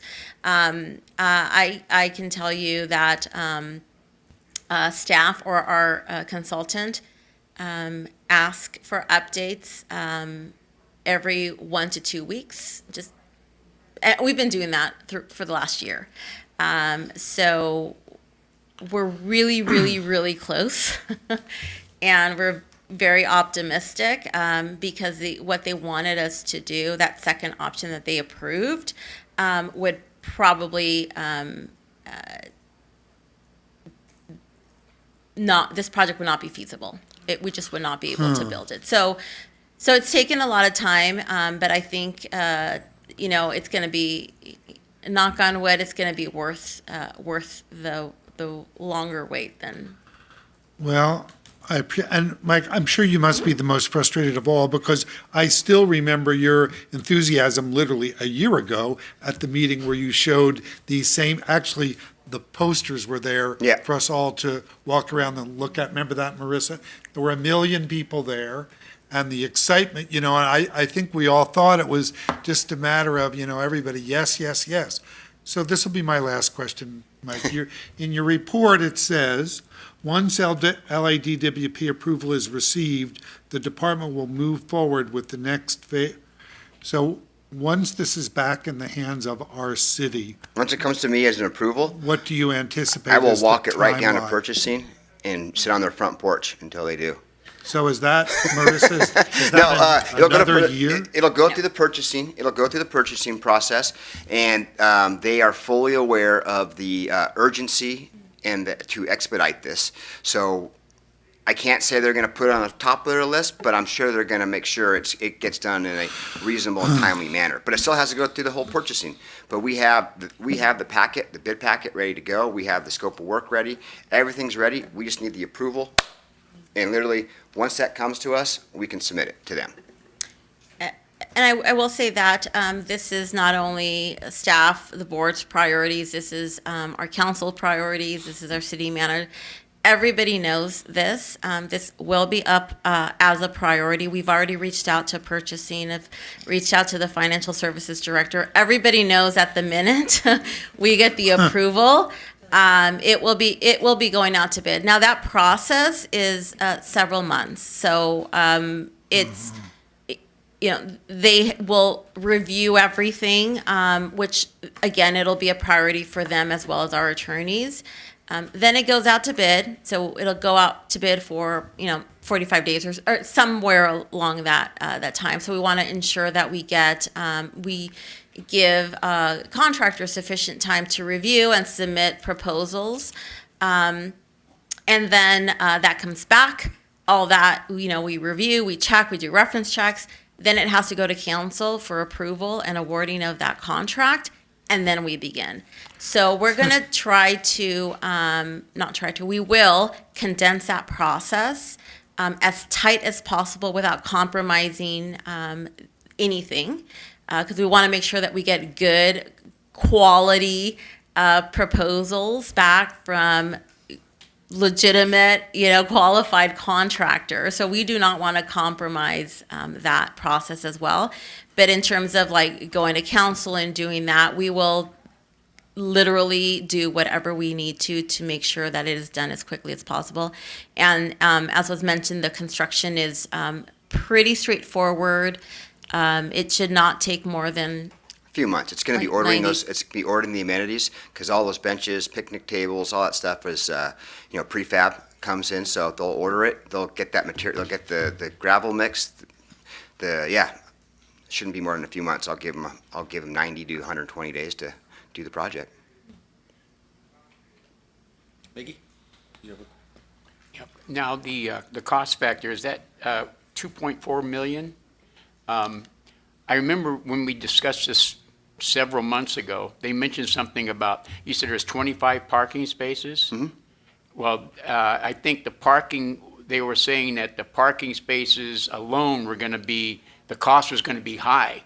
I mean, they're talking about the cost was going to be very high. This was probably less than a year ago we talked about the dog Well, park. that's definitely that, and the fencing are going to be the two biggest price aspects Okay.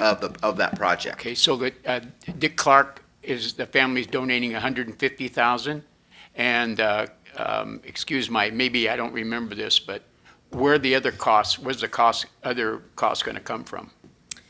These are all being funded utilizing, I think, very minimal, if any, city funds. So we have a grant, we have some beautiful. county money, we have the sponsorship, so. And the LADWP money. And the money that LADWP, when they remove the trees, every tree, as everybody knows, has a value. So they paid us Great. for the value. So that money was put aside. So I don't believe, if memory serves correctly, right now we have any city funds. If we do, it's very nominal. But the bulk of the money is money from the removal of the trees, a Measure A dollars from the county, Prop 68 grant, and the sponsorship. Wonderful. Sounds great. Sure. Thank you. Thanks, Mike. Mm-hmm. Thank you. Thank you. I don't have any questions. Thank you. Cool. Thanks, guys. Appreciate it. Have a good night. All right, that concludes our new business. So we'll move on to the consent calendar. All matters listed under the consent calendar are considered routine by department staff and may be enacted on by the board by one motion. There'll be no separate discussion of these terms unless before the board votes on the motion to approve the recommendations. Board members, staff, or public request specific items be removed from the consent calendar for separate action. Removed consent items will be discussed separately. Do we have a motion to approve? I'll move, go ahead. I'll move to approve the consent calendar. Second. All in favor? Aye. Aye. Okay, and I don't believe we have any tabled items. Do we have any additional board comments regarding anything? I think that leadership Burbank may want to think about that dog park and getting involved. Luckily, Mr. DeLone is here, so glad you were able to hear those comments about the dog park and maybe some dog leashes or something may be coming our way. Thank you. Thanks, Robbie. Do we have any introduction of new agenda items? No? All right, with that, we adjourn and we'll meet again on May 8th.